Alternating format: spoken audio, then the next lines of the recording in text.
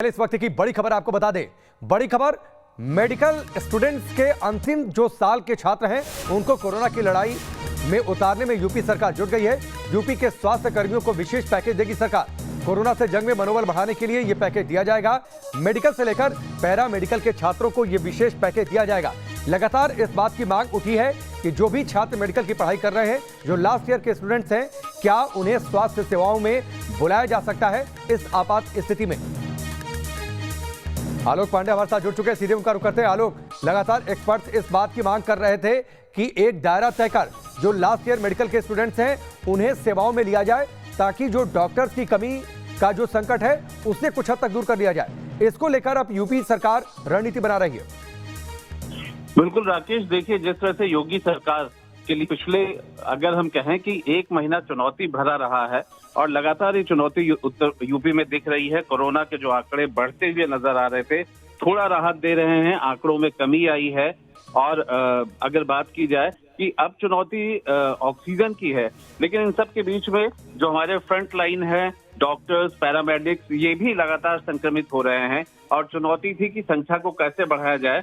इसमें एक पहल योगी सरकार कर रही है कि न सिर्फ कोविड में जिनकी ड्यूटी लगेगी उन्हें प्रोत्साहन राशि बढ़ाकर दी जाएगी, बल्कि जो एमबीबीएस के अंतिम वर्ष के छात्र हैं, पैरामेडिक्स के, जो नर्सिंग के अंतिम वर्ष के छात्र हैं, उन लोगों को भी कोविड के इस आपदा काल में ड्यूटी पे लगाया जाएगा।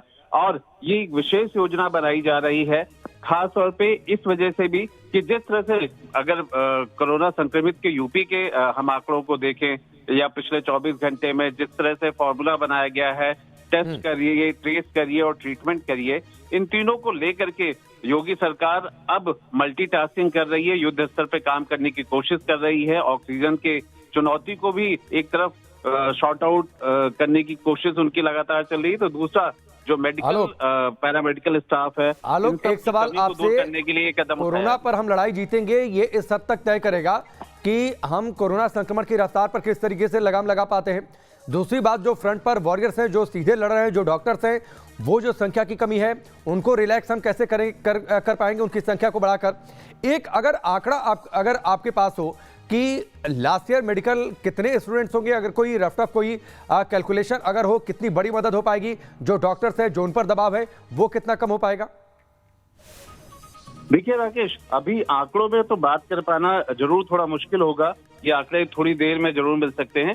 लेकिन अगर आप कोरोना के जिस जंग से यूपी लड़ रहा है और सरकार उसको निपटने की कोशिश कर रही है, उसमें अगर हम देखें तो सबसे पहले तो 5 दिन का लॉकडाउन हो गया, जहां पहले वीकेंड का था, अब 5 दिन का लॉकडाउन हुआ है। इसमें थोड़ा जरूर, चाहे हम हेल्थ इंफ्रास्ट्रक्चर की बात करें या फिर सरकारी इंफ्रास्ट्रक्चर की बात करें, इसमें एक समय मिलता है कि वो स्थितियों को बेहतर कर सके। दूसरा, जहां प्रोत्साहन राशि की बात है, उससे भी एक प्रोत्साहन मिल रहा है जो फ्रंट लाइन वर्कर्स हैं। तीसरा, ये जो अलग स्टेप उठाया गया है, एक नई कोशिश की गई है कि जो अंतिम वर्ष के डॉक्टर्स हैं या पैरामेडिकल स्टाफ हैं उनको इसमें लिया जाए, क्योंकि संख्या को देखते हुए जो हमारे फ्रंट लाइन वर्कर्स हैं वो काफी कम है और वो खुद भी पॉजिटिव हो रहे हैं। ऐसे में ये एक कोशिश है। अगर हम यूपी के मेडिकल कॉलेजेस की बात करें तो लगभग 32 मेडिकल कॉलेज हैं, लेकिन आखिरी वर्ष में, क्योंकि बहुत सारे ऐसे मेडिकल कॉलेज हैं जहां पे फर्स्ट या सेकंड ईयर तक ही बच्चे पढ़ पाए हैं, पांचवें साल में नहीं आ पाए,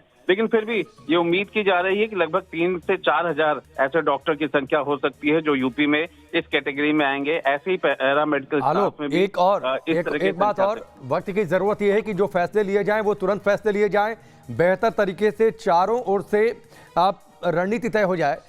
जो जिस बात विशेष पैकेज की बातचीत हो रही है या फिर लास्ट ईयर मेडिकल के स्टूडेंट्स को उतारने की बातचीत हो रही है, इस संबंध में आखिरी फैसला कब तक हो सकता है।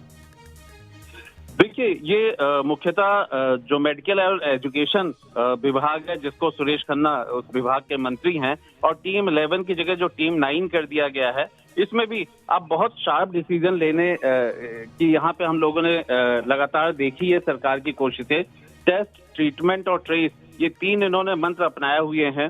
प्रधानी के जो चुनाव हुए थे उससे गांव में भी इस कोरोना संक्रमण के फैलने की आशंका और जिस तरह के आंकड़े आ रहे हैं, वहां पे भी कल से विशेष अभियान चलाया जाएगा। इन सब को लेकर के अगर राकेश बात करें तो निश्चित तौर पे शाम तक ऐसा माना जा रहा है कि इस लाइन पे, इस पॉलिसी को अमली जामा पहना दिया जाएगा। इस पे कितना खर्चा आएगा, कितनी स्ट्रेंथ फ्रंटलाइन वर्कर्स की बढ़ जाएगी, कि शाम तक हम इस बात को, इस आंकड़े को लेकर के ज्यादा बता पाएंगे, ज्यादा जानकारी दे पाएंगे। जी, निश्चित तौर पर यह पहली जानकारी है और बड़ी खबर है। लगातार इस बात को लेकर एक्सपर्ट्स कह रहे हैं कि जो मेडिकल प्रैक्टिशनर्स पर, जो डॉक्टर्स पर दबाव है, उस दबाव को कम करने की जरूरत है, उन्हें प्रोत्साहित करने की जरूरत है, उनका मनोबल बढ़ाने की जरूरत है। यूपी में इस दिशा में तेजी से काम हो रहा है, इस बात पर विचार हो रहा है। और जैसा आलोक बता रहे हैं कि शाम तक, देर शाम तक इसको लेकर स्पष्ट रणनीति आ सकती है कि क्या लास्ट ईयर के मेडिकल स्टूडेंट्स को किस तरीके से उतारा जाए, एक विशेष पैकेज दिया जाए ताकि जो डॉक्टर्स हैं उनका मनोबल बढ़े, उन पर दबाव कम हो। इसको लेकर रणनीति पर भी काम हो रहा है। आलोक, एक और बातचीत जिसका आप जिक्र थोड़ी देर पहले कर रहे थे, जाहिर सी बात है डायरेक्ट पेशेंट के संपर्क में आते हैं डॉक्टर्स या फिर जो नर्सिंग स्टाफ है वो, और उनके संक्रमित होने का दायरा भी बढ़ता जा रहा है। ठीक है कि ज्यादातर जो डॉक्टर्स हैं या फिर पैरामेडिकल स्टाफ हैं उन्हें वैक्सीनेट किया जा चुका है, इसलिए संक्रमण बहुत ज्यादा तीव्र नहीं होगा, लेकिन फिर भी उन्हें आराम करने की जरूरत पड़ेगी, उन्हें रिकवर होने की जरूरत पड़ेगी। ऐसी कितनी तादाद हो सकती है? अगर मैं वहां संक्रमण की रफ्तार के बारे में अगर कोई जानकारी आपके पास हो तो। राकेश, देखिए, अगर सिर्फ लखनऊ की बात करें, लखनऊ के आंकड़े भी आज से कम 1 हफ्ते पहले बहुत ही भयावह थे। चाहे संक्रमण की रफ्तार की बात हो या फिर एडमिशन की बात हो, आज भी लखनऊ संघर्ष कर रहा है बेड के लिए, ऑक्सीजन के लिए, हॉस्पिटल के लिए। अगर राजधानी की हम बात कर रहे हैं तो हम 7 उन महानगरों की भी बात कर सकते हैं जहां कानपुर, प्रयागराज, गोरखपुर, मेरठ, इन सब जगहों पर संक्रमण की जो दर है बहुत तेज है। और ऐसे माहौल में अगर हम फ्रंट लाइन वर्कर्स की बात करें, डॉक्टर्स की बात करें, पैरामेडिकल स्टाफ की बात करें, जो भी कोविड में ड्यूटी कर रहा है, लगातार ड्यूटी कर रहा है, उनके ऊपर एक मानसिक दबाव है। और साथ ही उनके संक्रमण का भी दर, अगर मेडिकल कॉलेज की बात करूं तो लगभग 100 ऐसे डॉक्टर्स थे जो संक्रमित थे, अब ठीक हो रहे हैं। पीजीआई की बात करें तो वहां पे भी संख्या कहीं ज्यादा है। सिविल हॉस्पिटल, बलरामपुर, कोविड के हॉस्पिटल, लोक बंधु, सब जगहों पे डॉक्टर्स भी तेजी से संक्रमित हो रहे हैं। ऐसे सब माहौल के बीच में ये अपने आप में नया फैसला निश्चित तौर पर एक टैक्टफुली एक निर्णय होगा। दूसरी चीज ये है कि लगातार डॉक्टर के काम करने से न सिर्फ उनमें थकान है बल्कि एक मानसिक दबाव में है। ऐसे में सरकार की ही तरफ से फैसला लिया गया है कि 8 दिन की ड्यूटी के बाद उन्हें 3 दिन का रेस्ट भी दिया जाएगा। निश्चित तौर पर यह जरूरी है, एक रोस्टर बनना चाहिए। अनिल यादव हमारे साथ जुड़ चुके हैं, सीधे उनका रुख करते हैं। अनिल, एक रोस्टर बनना चाहिए ताकि डॉक्टर्स पर जो दबाव है वो कम हो सके, उन्हें आराम दिया जा सके, जिसका जिक्र आलोक कर रहे हैं कि उन्हें हफ्ते में इतने दिन काम करना है, 2 से 3 दिन उन्हें भी आराम मिले ताकि वो खुद को रिकवर कर सके, उनका मनोबल भी आगे बढ़ता रहे। इसीलिए शायद इस बात पर अब जोर दिया जा रहा है कि जो लास्ट ईयर मेडिकल के स्टूडेंट्स हैं उन्हें जल्द से जल्द कोरोना के खिलाफ जंग में उतार दिया जाए। निश्चित ही देखिए, मेडिकल स्टाफ की कमी हो गई थी क्योंकि बहुत से लोग संक्रमित हो गए थे और बहुत ज़्यादा काम भी करना पड़ रहा था डॉक्टर्स को। तो ऐसे में अब जब लास्ट ईयर के स्टूडेंट्स को उतारा जाएगा तो बहुत फ़र्क पड़ेगा। कितना फ़र्क पड़ेगा बात करने के हमारे साथ डॉक्टर साहब खुद हैं जो यहाँ पर वैक्सीनेशन सेंटर का पूरा देख रेख भी यहाँ कर रहे हैं। सरकार ने फैसला लिया है कि जो लास्ट ईयर के मेडिकल स्टूडेंट्स हैं उनको भी कोविड ड्यूटी में लगाया जाए, उनको कुछ उत्साह बढ़ाने के लिए पैसे भी एक्स्ट्रा दिए जाएं। तो जब लास्ट ईयर के स्टूडेंट्स उतरेंगे कोविड के खिलाफ लड़ाई में तो आप लोगों पर, डॉक्टर्स पर जो लड़ रहे हैं, जो उन पर जो प्रेशर है, कितना रिलीफ मिलेगा उन्हें? उनको बहुत ज़्यादा रिलीफ मिलेगा क्योंकि कई हमारे स्टाफ है, खुद मैं ही अभी पिछले हफ्ते से लौट के आया हूँ कोविड से, तो पेशेंट केयर में बहुत ज़्यादा मदद मिलेगी हमको और वो भी सीखेंगे और मैनेजमेंट भी प्रॉपर होगा, तो पब्लिक के लिए बहुत फ़ायदा होने वाला है। पहले से हम जब मेडिकल स्टाफ की कमी से जूझ रहे हैं तो ऐसे में जब लास्ट ईयर के स्टूडेंट्स को लगाया जाएगा तो डेफिनेटली जो स्वास्थ्य सेवाएं चल रही हैं उन पर फ़र्क पड़ेगा। बिल्कुल, डेफिनेटली पड़ेगा, बिल्कुल पड़ेगा और बहुत तेज़ी से हम कार्य करेंगे और ज़्यादा। सरकार ने ये भी फैसला लिया है कि जिनको उतारा जाएगा, जिनको कोविड के खिलाफ जंग में उतारा जाएगा, उनको एक्स्ट्रा पैसे भी दिए जाएंगे उनका उत्साह बढ़ाने के लिए, मनोबल बढ़ाने के लिए। तो ये भी कितना इंपॉर्टेंट है? ये एक प्रकार से वैसे जैसे जो हम डॉक्टर्स हैं हम लोग पैसे के लिए नहीं सोचते हैं बिल्कुल भी। यदि ऐसा कोई फाइनेंशियल हेल्प मिलती है तो और भी बेहतर रहेगा क्योंकि वो स्टूडेंट हैं तो उनके लिए।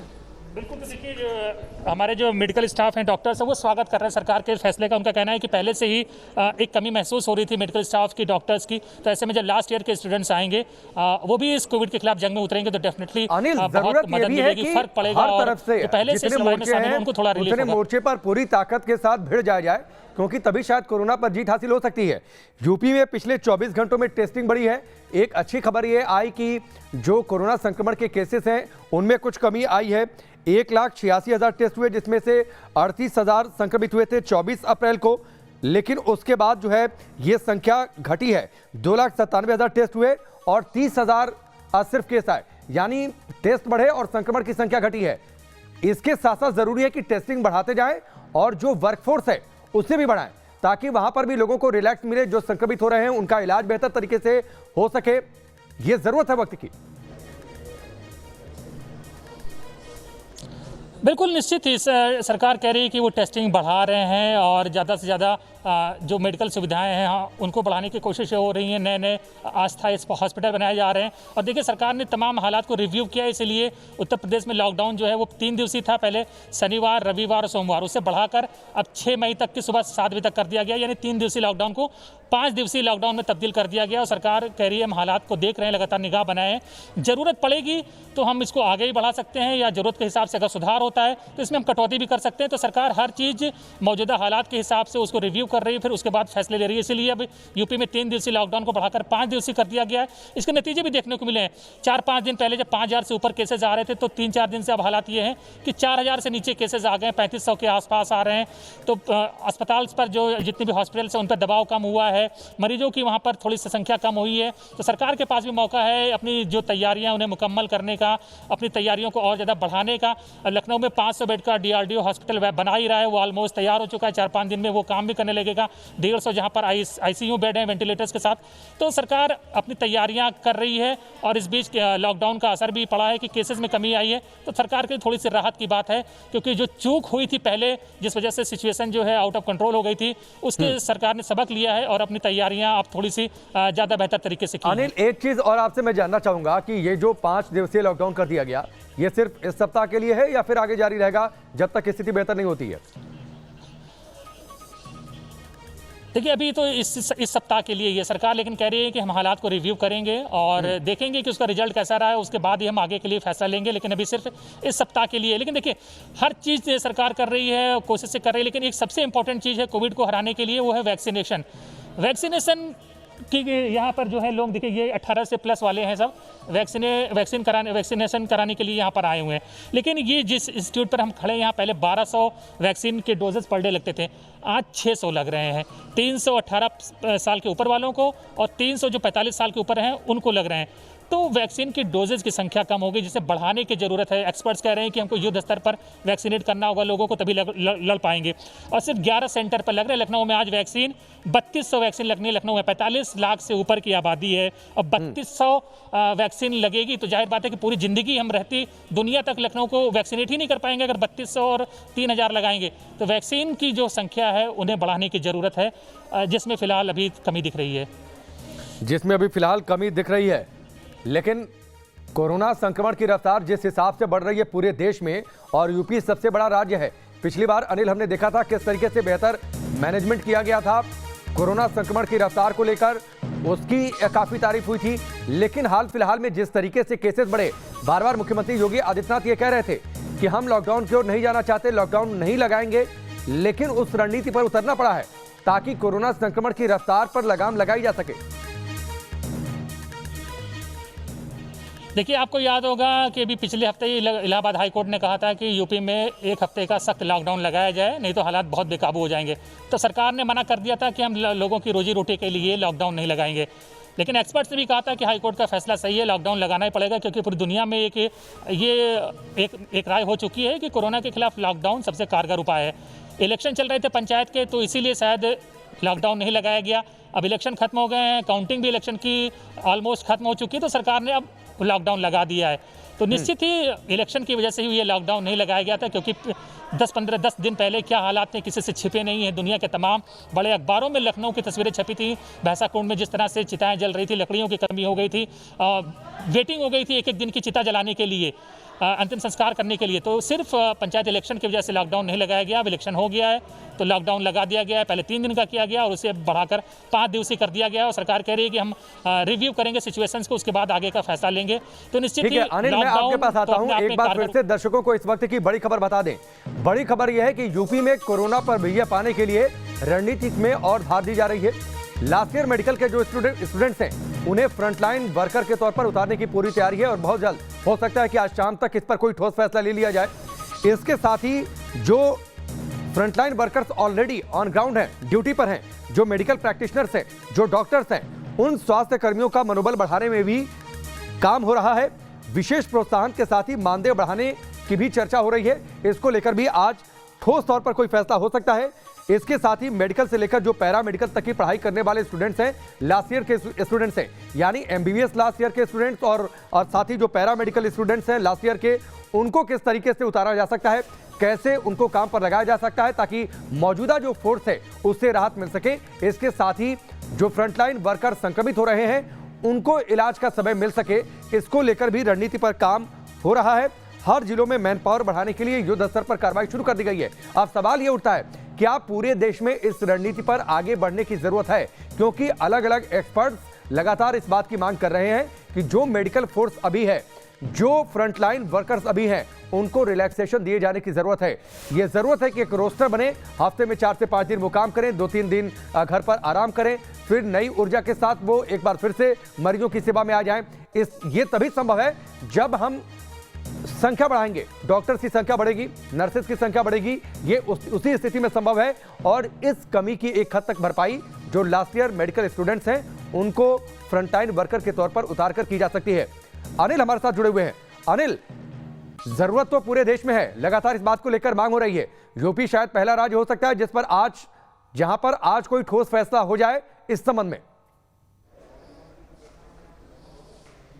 देखिए, निश्चित ही उत्तर प्रदेश में इस बार थोड़े से हालात खराब हुए हैं, लेकिन इसमें कोई दो राय नहीं है कि यूपी कोविड के खिलाफ लड़ाई में एक मॉडल स्टेट के रूप में रहा है। पहली लहर रही है तो भी यूपी ने बहुत अच्छे से उसको कंट्रोल किया और इस बार जब हालात खराब हुए तो भी थोड़े दिनों के लिए स्थिति थोड़ी डामाडोल हो गई थी, लेकिन उसके बाद यूपी ने बहुत अच्छा कमबैक किया है और हालात को कंट्रोल करने में कामयाब रहे।